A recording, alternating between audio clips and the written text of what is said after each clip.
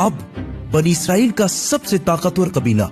यहूदा की औलाद बन चुकी थी, क्योंकि सुलेमान अलैहिस्सलाम दुनिया के सबसे ताकतवर बादशाह का ताल्लुक यहूदा के कबीले से था। लेकिन सुलेमान अलैहिस्सलाम का बेटा रहोबोम अपने वालिद की तरह जीनियस नहीं था, जिसकी वजह से यहूदियों के इन 12 कबीलों की आपस में बहुत सख्त लड़ाई शुरू हो गई और आखिर सुलेमान अलैहिस्सलाम की ये अजीम सल्तनत 2 टुकड़ों में बट गई। बनी इसराइल के 10 कबीलों ने अपने आप को यहूदा कबीले से आजाद कर दिया और एक नई एम्पायर बनाई, द किंगडम ऑफ इसराइल। और सिर्फ 2 कबीले यहूदा और बेन्यामीन अपनी जगह पर ही रहे। बनी इसराइल के इन्हीं लड़ाइयों की वजह से अल्लाह ने इन पर अजाब नाजिल किया नियो असेरियन एम्पायर की शक्ल में, जिन्होंने सीरिया से फलस्तीन पर हमला किया और किंगडम ऑफ इसराइल उन 10 कबीलों पर कब्जा कर लिया और बनी इसराइल के सारे किंगडम को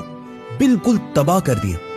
जिसकी वजह से बनी इसराइल के 10 कबीले अपनी जान बचाकर फलस्तीन से हर तरफ भाग गए। इसके बाद असेरियन एम्पायर ने सुलेमान अलैहिस्सलाम की सल्तनत यहूदा कबीले पर भी हमला करने की कोशिश की, लेकिन वो इसे फतह नहीं कर सके। अब यहां मसला ये हुआ